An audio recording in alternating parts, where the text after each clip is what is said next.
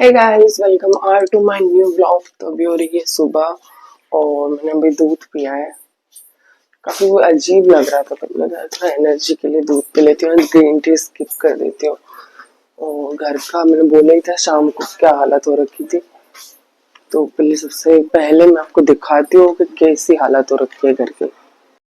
ये देख सकते हो पार्किंग एरिया कितना गंदा पड़ा है, काम ऐसे फैला पड़ा है ना, ये इस तरीके से।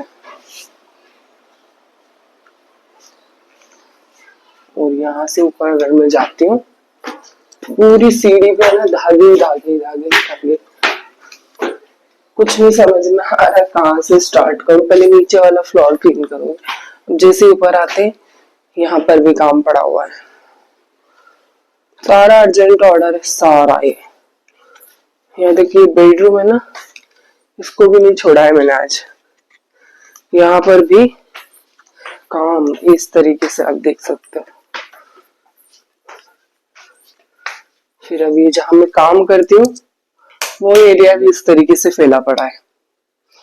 तो पूरा घर अच्छे से डस्टिंग करना होगा।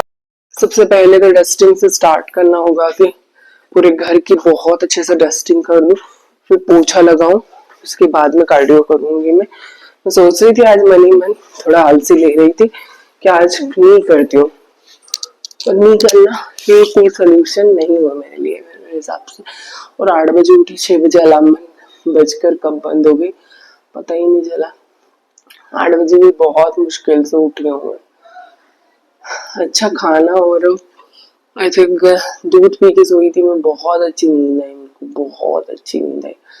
तो सोती रह गई फिर तो मैं। काम करने में भी मतलब है ना, अच्छी नींद आ जाती है ना तो मन लगता है। अभी तो कुछ न कुछ दिनों से तो अच्छे से सोई ही नहीं पाई थी। तो चलो भाई अपने काम पर लग जाते हैं, फिर मिलती हूँ मैं आपको थोड़ी देर के बाद में। कार्डियो करने के बाद नहा कर आराम से मिलती हूँ।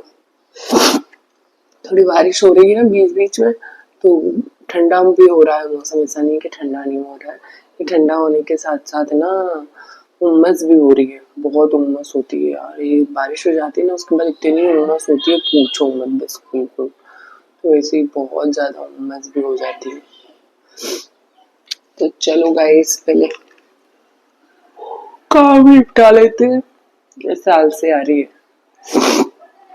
ये वाला जो ऑर्डर है ना, ये है अर्जेंट का, ये मंडे को मतलब कल शाम तक जाएगा, कुछ 7-8 बजे तक। तो मेरे को जो मशीन पे लगा हुआ है ना उसको करने में 4 बज जाएंगे, वो निपटवाऊंगी।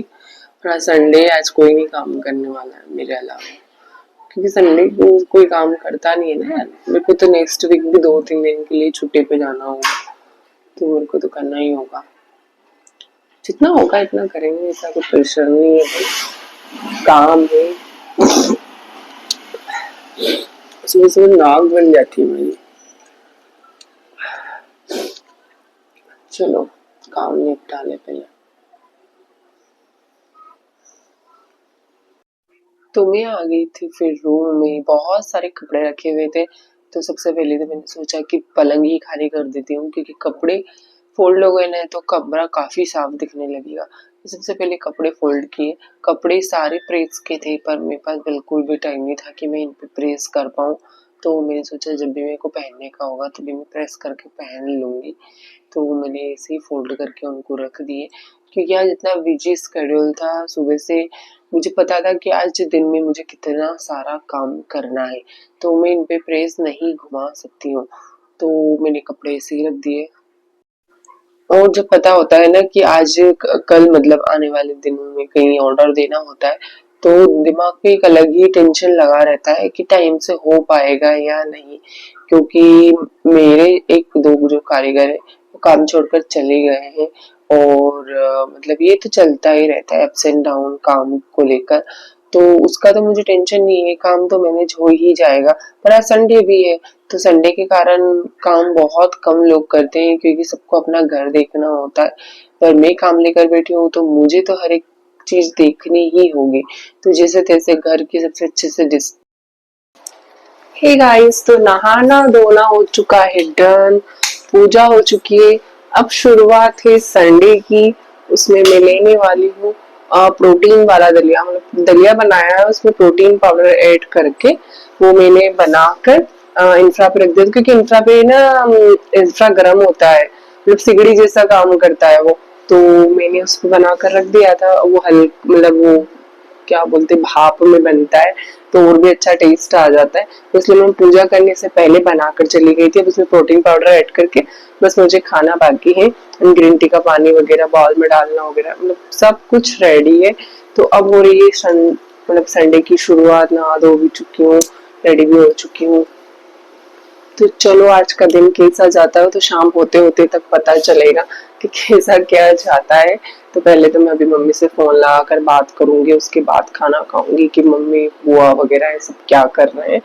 उसके बाद में मैं खाना खा पाऊंगी, क्योंकि उनके हालचाल पूछे बगैर मेरे से मतलब खाना मैं खा लूं, वो मेरे से नहीं हो पाएगा। तो उन सबसे बात कर लेती हूँ आराम से वीडियो कॉल पे। उसके बाद में मैं अपना रूटीन स्टार्ट करती हूँ।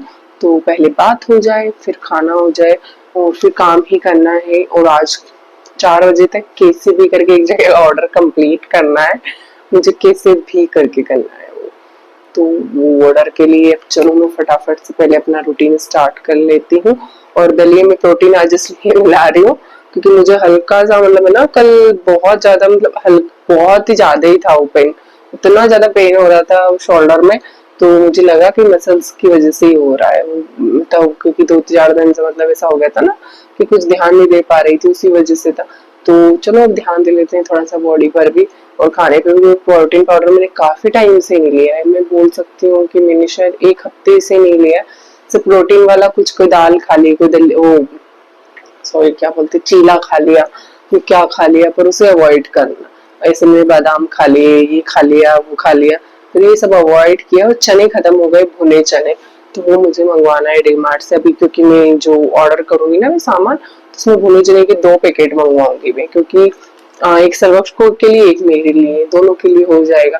मैंने मंगवाया था, मुझे जब ध्यान नहीं रहा कि मैं 2 या 3 पैकेट मंगवा लूं तब, क्योंकि पिछले महीने ही मैंने सारा सामान, पिछले महीने क्या 20-25 दिन ही हुए हैं, 20 एक दिन ही हुए हैं, 20-22 दिन शायद। तो मुझे तभी मंगवाना था। चलो स्कीप हो गया, गलती होती है। तो चलो अभी दिन की शुरुआत करते हैं।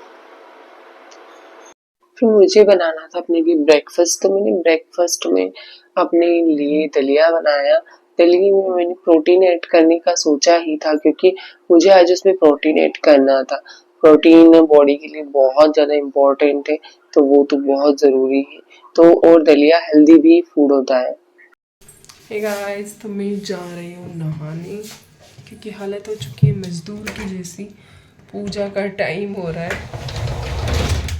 पूरे से देखो डस्ट में हो रही हूँ, पूरी डस्ट में। शाम के 7 बज चुके हैं।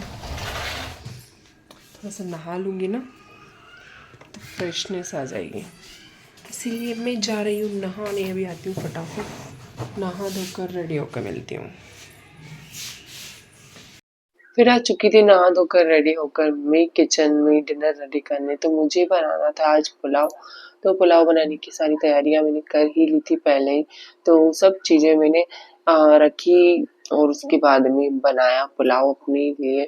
और नहाकर, शाम को नहाकर अगर किचन में आते हैं ना, तो एक अलग ही फीलिंग होती है यार। शाम को भी काम करने में थोड़ा तो मन लग जाता है, वरना सारे दिन जब डस्ट में होकर काम करते हैं ना, और वही एक कि बगैर नहाए किचन में आ रहे, बगैर नहाए पूजा कर रहे शाम की, तो ना तो कोई फील आता है और ना ही किसी चीज में मन लगता। मेरे को तो नींद भी नहीं आती है, और सब छोड़ो, नींद में भी इतनी प्रॉब्लम हो जाती है फिर तो कि पूछो ही नहीं। तो नहाना तो मेरे लिए, मेरे हिसाब से बहुत इम्पोर्टेंट है। और आप देख लीजिएगा कि आपको कैसा क्या लगता है, पर मेरे हिसाब से इतनी गर्मी लग रही है तो नहा लेना चाहिए। और काम कर के आते हैं तो नहाना तो इम्पोर्टेंट होता ही है। और शाम की जो पूजा होती है ना, वो मैं इतनी शांति से करना पसंद करती हूँ कि शाम को आराम से बैठ कर हम अपनी पूजा खत्म करें। तो वो चीज मुझे बहुत ही एक अच्छा, मेरा एक प्लस पॉइंट लगता है, और करनी भी चाहिए। हम सारा दिन तो अपने आप को देते हैं, अगर हम दिन भर में अगर 10 से 20 मिनट अपने भगवान जी को देते हैं, तो उसमें कोई गलत भी नहीं है, देना ही चाहिए। हमें अपने पता नहीं हमने पिछले जन्म में क्या किया है क्या नहीं किया है, उन कर्मों का फल हमें अब मिल रहा है। तो इस जन्म में तो थोड़े अच्छे कर्म कर ले, तो मैं ज्यादा किसी को भला बुरा ये सब कहने का तो मुझे मौका मिलता ही नहीं है, क्योंकि ना तो मेरे पास टाइम होता है, ना ही मैं किसी से कनेक्टिविटी रखती हूँ ज्यादा, और किसी से ज्यादा फालतू मतलब मगज की नस खिंच जाए ना, इतना तो मैं पहुंचती ही नहीं हूँ चीजों में, उसके पहले ही हट जाती हूँ वहां से। तो ये मुझे ठीक लगता है आई थिंक, क्योंकि किसी की बददुआ लेने से तो अच्छा ही है कि हम उससे थोड़ा सा डिस्टेंस बना के रखें, बोले पर थोड़ा डिस्टेंस बनाकर बोले। और आज हमारे यहाँ गांव में हमारे परिवार में अंकल जी के बेटे की शादी है, तो उसकी शादी देख के मुझे इतना मतलब अच्छा लगा, बहुत ही अच्छा लगा, पर उसे देखकर इतना रोना आया ना कि आज शायद विजय होता तो मतलब आने वाले कुछ समय में उसकी शादी भी होने वाली ही थी, 6 महीने या 1 साल में। तो मतलब मेरा ये हाल है तो मेरी बुआ का क्या ही हाल होगा, ये मैं बता नहीं सकती हूँ। तो मतलब कैसे उनका जीवन निकालेंगे अब, मतलब अपने शब्दों में बताना तो मतलब पॉसिबल ही नहीं है। वो बेचारे कैसे देख पाएंगे ये सब चीजें। तो मैं यही प्रार्थना करती हूँ भोलेनाथ से कि भगवान जी उनको इतनी शक्ति दे कि वो सारे दुख सहन कर सके, उनको इतना बड़ा दुख दिया है ना, तो मतलब अब इतनी सारी खुशियां दे, इतनी सारी खुशियां दे कि उनकी झोली है ना खुशियों से भर जाए। तो भगवान ने अब जो भी हुआ चलो ठीक है, ठीक तो नहीं था पर ठीक है, पर वो जब भी किसी की शादी देखेगी ना तो उनके मन में यही रह जाएगा, क्योंकि उनकी बड़े बेटे की शादी बहुत ही हाई हाई में और बहुत जल्दबाजी में हो गई थी, तो कुछ ज्यादा तैयारी करने का मौका नहीं मिला था।